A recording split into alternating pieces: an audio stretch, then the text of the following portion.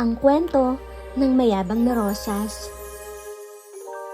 Sa gitna ng isang tahimik na hardin, kung saan ang sikat ng araw ay dumadampi sa bawat halaman, ay mapayapang namumuhay ang ginintoang mirasol at ang isang uri ng matakas na halaman na may makapal, mabulusok at matabang mga tangkay na kung tawagin ay cactus.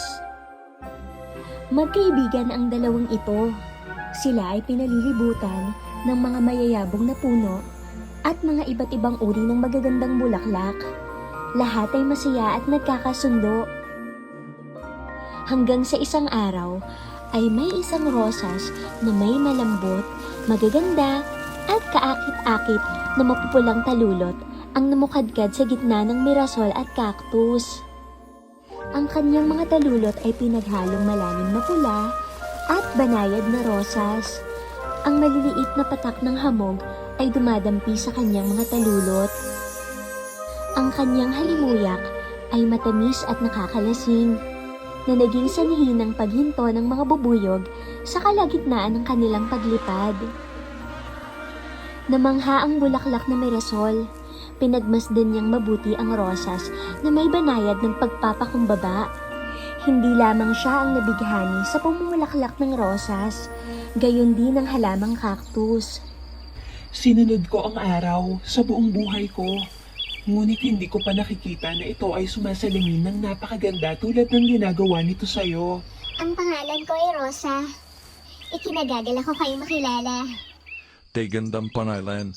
Ang pangalan ko naman ay Cactus. Ikinagagala kitang makilala, Cactus. At ikaw din, Mirasol. Casey yan naman at may bago tayong kaibigan. Doon ay nagsimula ang kanilang samahan at kanilang pagkakaibigan. Napakasaya nila ng mga sandaling iyon.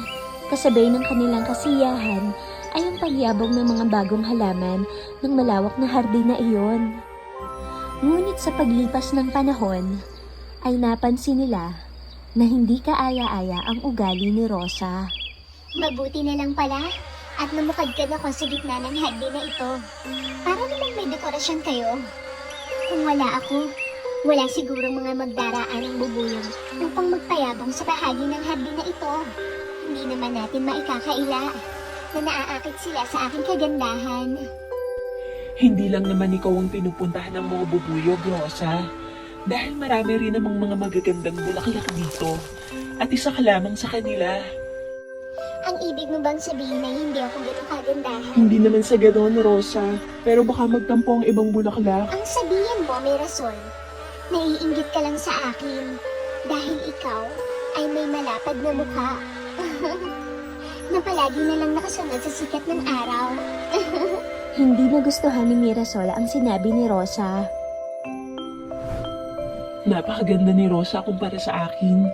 Sino nga ba naman ako upang tutulan ng kanyang kagandahan?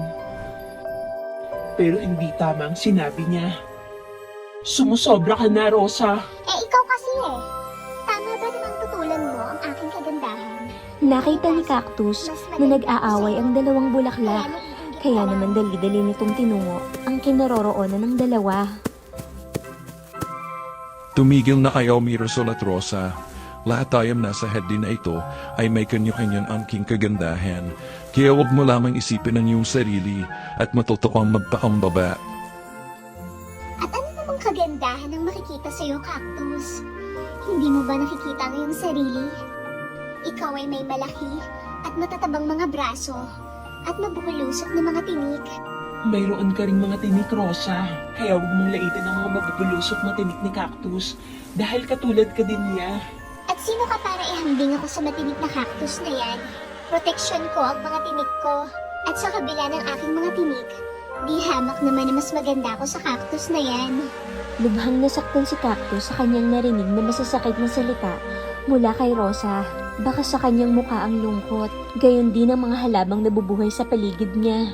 Nasaksihan ng mga matatandang puno ang nangyari at hindi pinalampas ang ginawa ni Rosa. Mali ang ginawa mo, Rosa. Napakabait ni Cactus. Hindi mo dapat sinabi ang mga yun sa kanya. Napakaganda ng katangian ng isang cactus. Hindi mo pa nasasaksihan dahil sasaglit ka palang nabubuhay sa bahagi ng hardin na ito.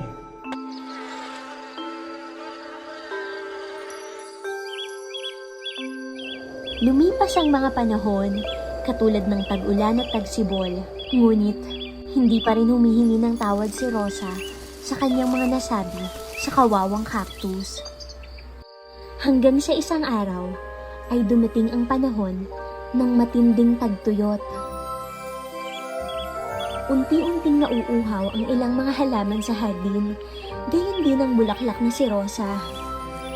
Napansin ni Rosa na bahagyang namumutla na ang kanyang mga talulot at unti-unting nawawala ang matitingkad nitong kulay dahil wala nang dumadaloy na tubig sa kanyang katawan.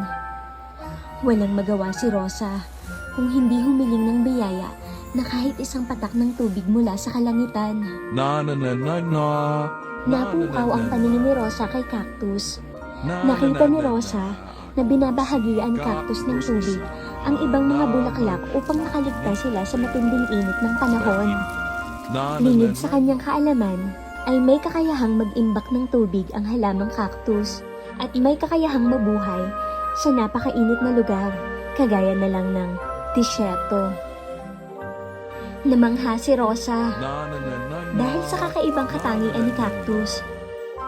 Naisa nang makahingi din ng biyayang tubig ni Rosa kay cactus, subalit nahihiya ang bulaklak na makiusap sa halaman dahil naaalala niya ang mga masasakit na salitang binitiwan niya dito. Nabaling naman ang tingin ni Rosa kay Mirasol. Natunghayan nito ang ganda ng gininto ang kulay ng bulaklak. Hindi niya pa nakikita ng ganoong kaganda at katingkad ang Mirasol. Namangha si Rosa dahil sa gitna ng init ay nagagawa pa nitong ngumiti at sundan ang sikat ng araw. Naikumpara niya ang sarili sa halaman. Mabuti pa si cactus, may malusog na pangangatawan. Gayon din ang bulaklak na si Mirasol. Napakaganda niya pala sa mga panahong ito. Samantalang ako, heto, at malapit ng matuyot. Hanggang sa napansin ni Rosa na unti-unti nang nalalaglag at nauubos ang kanyang mga talulot at mukhang tuluyan na siyang malalanta. Dahil dito, ay naglakas na ng loob si Rosa upang lumapit kay cactus. Kaibigang cactus, baka naman maaaring makahingi kahit kaunting patak ng iyong mga inimbak na tubig. Makakatulong ito upang hindi ako tuluyang malanta. Patawarin mo ako sa lahat ng masasakit na salitang sinabi ko sa'yo. Ngayon ko napatunayan na lahat ng nabubuhay sa hardin na ito ay may kanya-kanyang angking kagandahan at katangian. Katulad mo, cactus. Hinahangaan kita sa pagiging malakas mo sa kabila ng ganitong klaseng dilubyo at sa iyong taglay na kabaitan. Hindi naman talaga totoong hindi ka kaaya-aya. Kakaiba ka sa lahat. Isa kang napakagandang dekorasyon dito sa hardin. Isinantabi ng mayabang na bulaklak ang kanyang pagmamalaki sa sarili. Naramdaman ni cactus ang busilak na pagpapakumbaba ni Rosa, kaya walang pag-aatubiling, binahagian niya ito ng kanyang naimbak na tubig. Muling nanumbalik ang ganda ni Rosa. Sa pagkakataong ito, tila ba mas lalong tumingkad ang kanyang kulay at talaga namang napakaganda. Salamat sa mga sinabi mo, Rosa. Yung totoo, nasaktan ako kasi hinahangaan kita dahil nakita ko ang iyong mga tinik. Ganito ipinaliwanag ni Cactus ang kanyang naramdaman mula nang namukadkad si Rosa. Sinabi ng halaman na dahil kay Rosa ay nagkaroon siya ng kumpiyansa sa kanyang sarili.